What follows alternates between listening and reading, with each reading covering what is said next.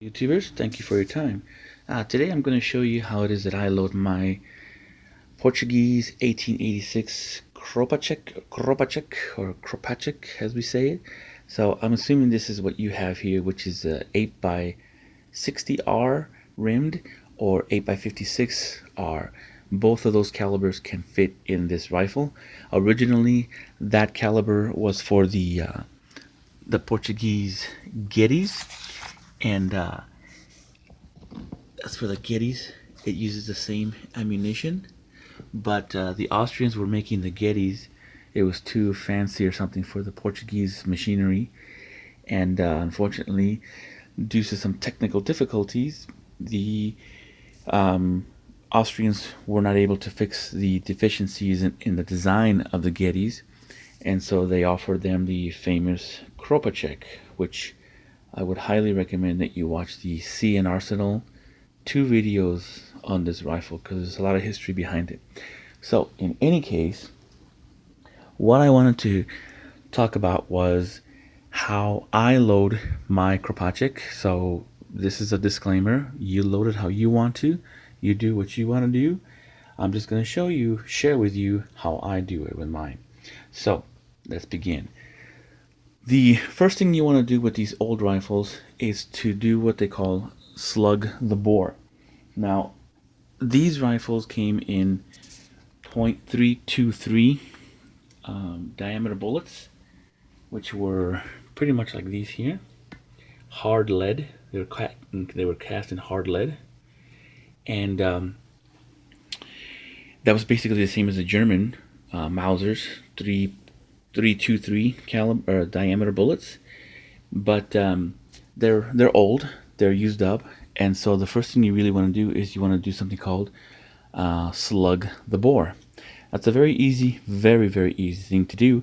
However, you will need to have already some sort of either bullets that you can cut into maybe a smaller piece, whatever caliber will, fit into the barrel here.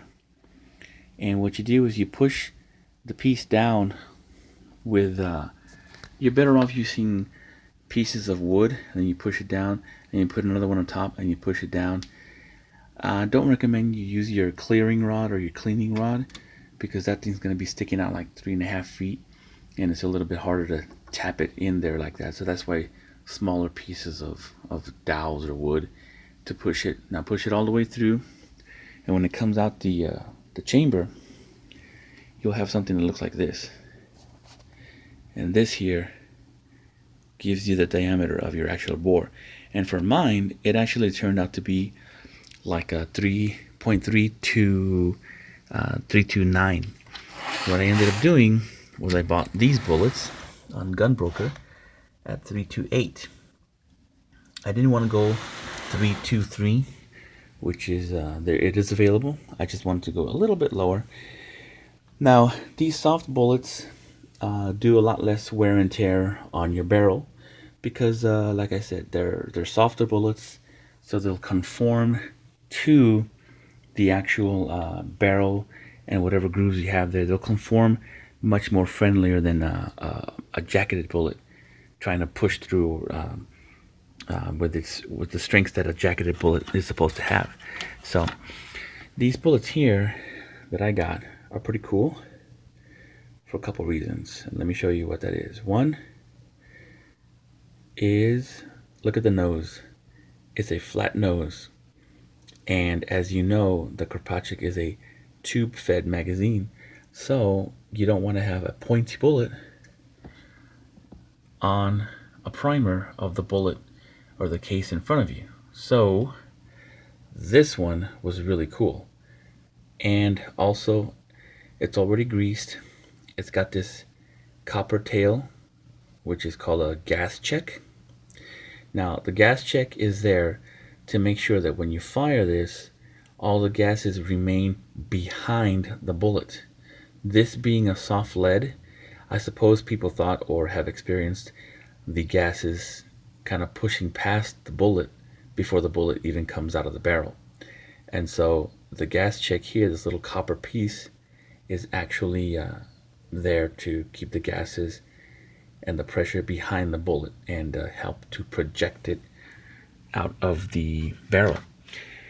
Now, there there is ammunition out there available for the Kropatschek original. Okay, it's out there. I see it on Gunbroker all the time. And like I was going to show you, this here is actually an original, or her. All right, 1928 dated. However, I do have a friend who sells these in Arizona, and he has a military antique shop, probably one of the best ones you'll ever see in your life. And he told me, well, don't shoot it. And I said, well, how come? I've shot old bullets like that. And he said, for some reason, his personal point of view and experience when it comes to these Kropatschek old ones, original ammunition, was that they tend to crack or splinter or something. They're brittle. He says they're very brittle, and for some reason, it's just not a good ammunition to shoot. Now, you do what you want to do with that information, okay? I'm going to listen to a friend of mine who's been doing this for like 40, 50 years. And but I still bought a few originals just because it's good to have originals in your collection so that you know what the heck you're looking at. Now, very quickly, let me jump a little bit onto a different topic.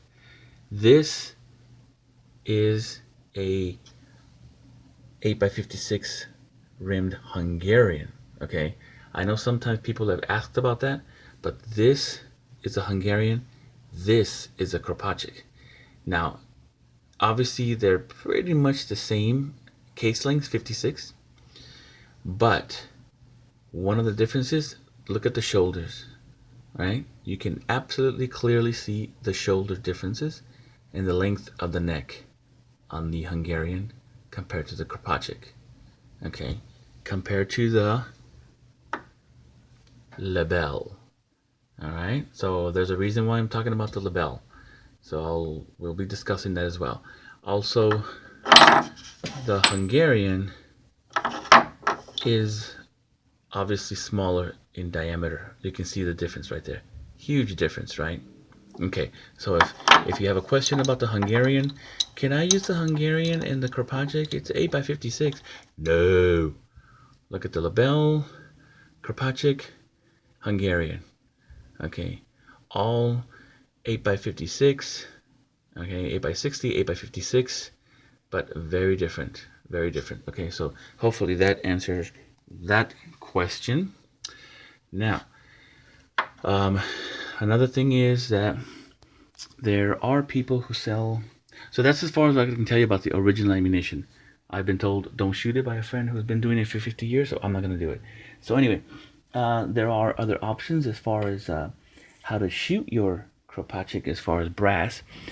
There is a guy on Gunbroker who I bought 10 of these Kropatschek brass for, unfortunately, 20 of them. I'm sorry, about 20 of them for like $50. So that's pretty expensive.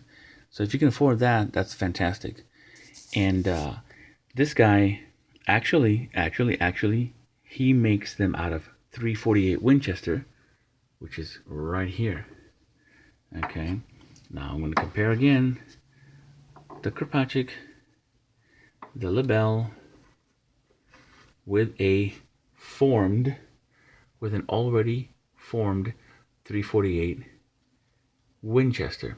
Okay, so you may have read that you can do it with the 348 Winchester. You can load up the Kropatschek rifle and shoot it. You may have heard that you can do it with the Lebel brass. The difference is that it's shorter, as you can see. It's quite a bit shorter, but we're going to talk about that in just a few minutes. I'm going to give you a little bit more detail on that. Now, this guy on Gunbroker sells, like I said, 20 for $40 or $50. A little bit expensive, but if you don't want to go through the process of making your own, it's a good option. I only 20 of these are his. The rest of them I made them, and so I recommend this guy on Gunbroker, and his name on Gunbroker is going to be IGM. Okay, it's going to be IGM. Now, if you read the guy on top, Valmont Firearms, you might have seen his videos on YouTube, reloading the Kropatschek or the Egyptian rolling block, which is right here. Woo-woo. He does sell the brass, and from the pictures, I was able to see a little bit of his videos where he's showing you the bottom of the brass. You know, he's showing you the brass right here. So it looks to me like somebody is remaking new Kropatschek brass, because what it said was 8x56 or 8x60 R on his sample. So that's pretty cool. Now, I don't know if he's going to sell to the United States or Canada or wherever you are, but it looks to me like this guy is a source for newly made brass for that. Okay. Also, you've got Buffalo Arms.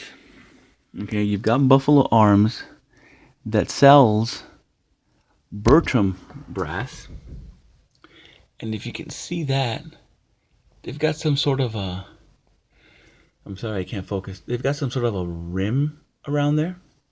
That's the Bertram model, but they also sell Kropatschek cases reformed from 5110 brass. Okay, so there's another option for you besides 348 Winchester. Looks like 5110 is another brass that you can form into your Kropatschek. Now that's Buffalo Arms, so if they don't know what they're doing, we're all screwed, right? they're pretty good about what they're doing. So there's other options for you. Now, the 348 Winchester that I have, okay, I bought a whole bunch of it. As you can see down here, a whole lot of it. So this is it in the original form, and you can see that the shoulder is much higher. Okay, so how do I reform it? Right? How do I reform it? Now, you know what? Let's take it back a step. Let's take it back a step. Okay, how is it that the Lebel 348 Winchester is similar to the original, and according to Buffalo Arms, the 5110, I think it was the Starlight brand. How is it that they're all very similar in diameter and dimensions, shall we say? Well, sometimes you'll hear or read stuff that you can do this, you can use this brass for this brass, reform it, this and that. Well, reforming is another hobby, almost. And if you're going to be doing antique firearms like me, I highly recommend that you get a book like this. Okay? Because it will, if you hear a rumor about, hey, you can use this cartridge for this ammunition and so and so and so and so. Well, like I said, the Gettys and the Kropatschek use the same ammunition. And this book here will give you, I mean, it's really nothing. 150 grain bullet using 4198, which is what I use, powder 30. Okay, but my bullets, I'll talk to you about that later. But down here, it gives you the dimensions of the base, the width of the base of the case itself. So it gives you a whole bunch of information. And like I said, this here gives you an idea of from what case you can reform to make the Getty's Kropatschek case. And the problem is, like for this one, for example, .450, that's like almost as rare as an original Kropatschek ammunition. It's super rare, very expensive, not good. But like I said, you just saw everything. 5110, Winchester 348, those are all available. Now, again, you hear a rumor, hey, I heard I could use this caliber, this case for this other rifle. I just have to reform it, blah, blah, blah, blah. Well, this book here will give you all these dimensions. And if you compare, for example, the Lebel and the Kropatschek, and you read all this information here, and you read all this information here, you will see why they're so similar. And okay, I don't have the 5110 set up here. I probably should have. Sorry about that. But anyway, like I said, if Buffalo Arms is saying that's what works, fantastic. That's what works. And so this will give you an idea. This book will give you an idea of what cases can be used to substitute for what. Now we're still gonna have to talk about dies. Don't forget that. We're gonna have to talk about dies. Now this is another really nice book. Cartridges of the World, 11th edition. And again, here they talk about the Portuguese Geddes, which is the Kropatschek. And what they have here again is a 175 grain bullet, 4198 at 28 grains. Now remember, for those of you who don't know, the other book said 150 at 30 grains. This said 175 at 28 grains. Remember, always remember that the heavier the bullet, the less powder you're going to use. For safety reasons, that's how it always works out. But you can't guess. You have to look at the load data, and the load data on this damn thing is very difficult to find. So let me show you. So now I showed you all that. I showed you the books that I recommend. The Valmont Firearms Guy in England on YouTube, IGM on Gunbroker, and let me show you this. I'm going to get myself a it's up here. I apologize. So I'm going to do this. I'm going to show you how I reform it. Okay. It's really simple. Alright, just be a little patient with me, guys.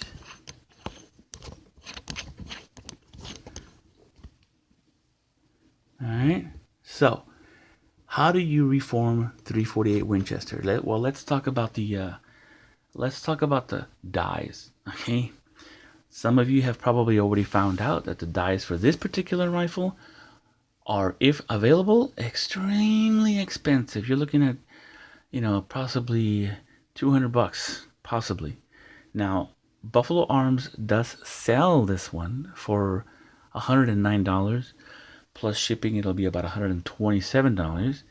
And that's okay. That's not horrible, but hopefully your rifle is actually a pretty decent, accurately shooting rifle. Otherwise, wow, what an expensive toy just to hit the side of a mountain with.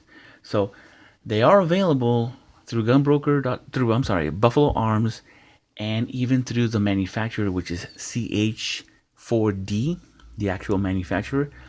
Unfortunately, there's about a years-long waiting period for that. Now, let's go back to the YouTube channel Valmont Firearms. He does have a source in England. NDFS or UNDFS makes them, but he won't sell them to the United States. And they're still about 179 pounds, which is close to $200. So they're still horribly expensive. So you can get one now if he'll send it to you, but you're still going to pay through the nose. Now, what is your other option? Well, we're talking about the label brass, right? Well, here's your other option. Well, here's what I do. Okay? Lee reforming dies. Reloading dies for the label. Okay? We've already looked through the label and how it's extremely similar to the Kropatschek. Just a hair difference here and there. So this is a 348 Winchester. Okay? And let me just tell you, let me put a little bit of grease on it. And I mean minimal. Like that. That might be too much. That actually might be too much. And I'll show you the reasons why. You see this puckering there? That happened because I put too much lubricant on the brass. And you just saw me literally dab it. Just dab it. That's more than enough. That is more than enough. Now for the primers, I use large rifle primers. I know some of you out there are very specific about your primers, but it is a large rifle primer. And let's do a quick, let me add that on real fast. I apologize. All right, here we go.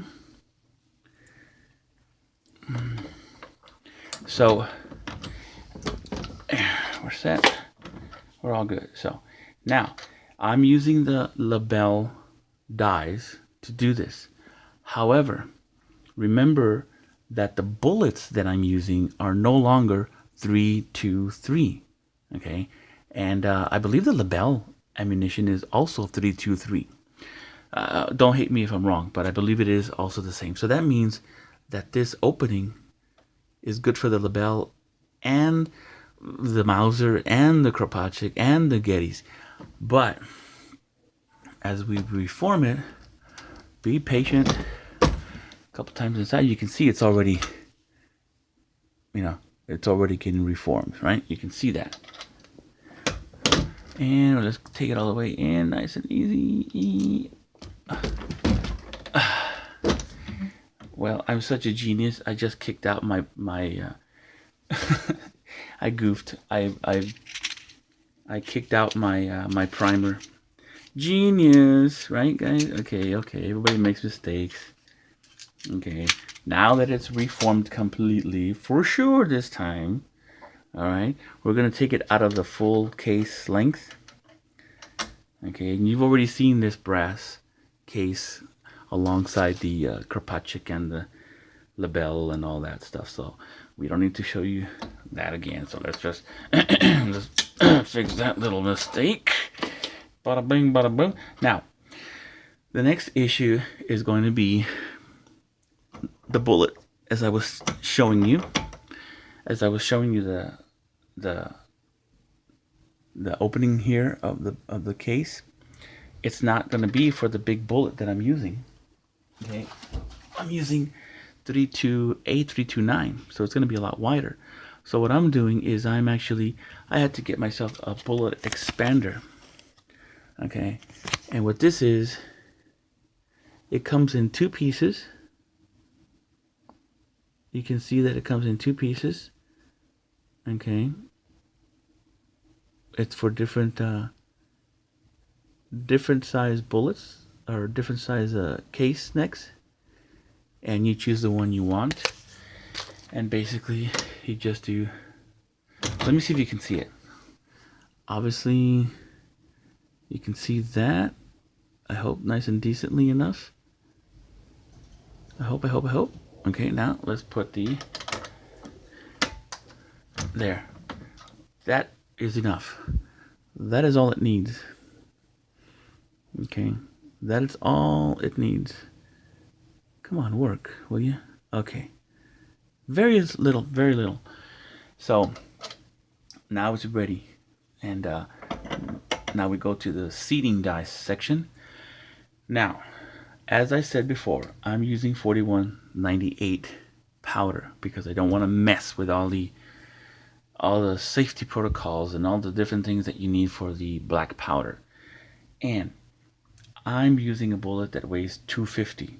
My books that I just showed you said 150 and then 175 at prospective loads grains of this powder. Because we don't have it's very difficult to find reloading data on this rifle. I think you've all gone through that yourselves. So what I've done, with a little bit of experience that I have, I'm going to go ahead and use 20 grains, okay, of 4198. And that's already set up in my scale over here. I'm going to load it. Now, here's another issue. Black powder uses up more case space. Okay? It is the same thing for the Martini Henry, where black powder uses up a lot more space than using 4198. It is the same thing for the same problem for the Egyptian rolling block. Okay, it uses up, black powder uses up more space than does 4198. Now, I also use 4198 for my French Gras and my 11mm Mauser. However, what I'm going to do next, I don't do for those two calibers, but I do it for the Egyptian rolling block, Martini Henry, and I need to do it for this particular case. And that is to fill in that space. What I'm using is, you see these mini cotton balls. Now I'm going to take a little bit less than half. Okay, it's a little bit less than half. There's a reason for doing all this, and I'll tell you in a minute. Okay, you got to fill in that space. All right, so I want to stuff it in there. Do not fill it up all the way with cotton. Okay, you don't need to make it tight, super compact tight. Okay, you don't want to do that, but you need to fill in just enough of the space so that if it moves, it doesn't move all over the place. Now, that's in there. I'm going to tell you in a minute why. That's in there. That's in there. And we seat the bullet, and we are all good. Okay, we are all good. All right. And we're good. Just a little bit lower, but that's okay. It doesn't matter. All right. So, why do we need to put that powder or that cotton ball in there? Well, here's an example right here. Let me give you, swing around here, get a little bit of light. Now, think of a water bottle, okay? Think of a water bottle, and you fill it up all the way here, all the way almost to the top, right? Or up to here. When you do this, only a small part of the top is going to be without water. You turn it upside down, again, only this part is going to be without water. Da da da da da. Same thing, okay? When you have powder, it does the same thing. The case moves this way, the powder drops down. The case moves to the side, the powder drops to the bottom of the case. And because you're using 4198 or a substitute other than black powder, you are going to have a massive cavity of nothing. Okay, and this I'm going to tell you from experience. From shooting my Martini Henry and my Gras, because I'm using a lot less powder than I'm using for black powder, for example, the powder is maybe down here, not all the way up here, it's down here. So when you set it down, well, the powder's way down here. And what happened a lot when I started shooting my Martini Henry and my 11mm Gras, when the primer was ignited, it literally ignited barely the top of some of the powder. My bullets flew 3 feet in front of me. I literally saw them go, literally saw them just spit out 3 feet in front of me, because none of the powder was ignited by the primer. So this is going to happen when you have too little powder in too big a case. And when it comes to the Kropatschek, you can see inside, when you look inside, that the powder is barely like right around here. It's almost nothing. So when you put the case down, the powder is going to be way down here below. And it's a very good chance that when the primer goes off, it's literally just going to burn, if anything at all, the top of the powder and maybe spit your bullet out, or it's going to get stuck in your barrel, which actually happened about 3 or 4 times. So in any case, that's why you use a cotton ball. But again, do not fill up this entire thing with cotton. Just stuff that in there. You don't need to do that. You just need to have enough to keep the powder close to the primer, and you should be okay. So if you see this video, that means everything went fine, everything went well. Now, I am going to tell you one thing I think I should have told you before. If you look at the base of the original Kropatschek, you'll see that it actually has a little bit of a bevel, like a cup or a bowl. Okay, and the 348 Winchester does not. Okay, the diameter of the Kropatschek is a little bit bigger than that of the Winchester.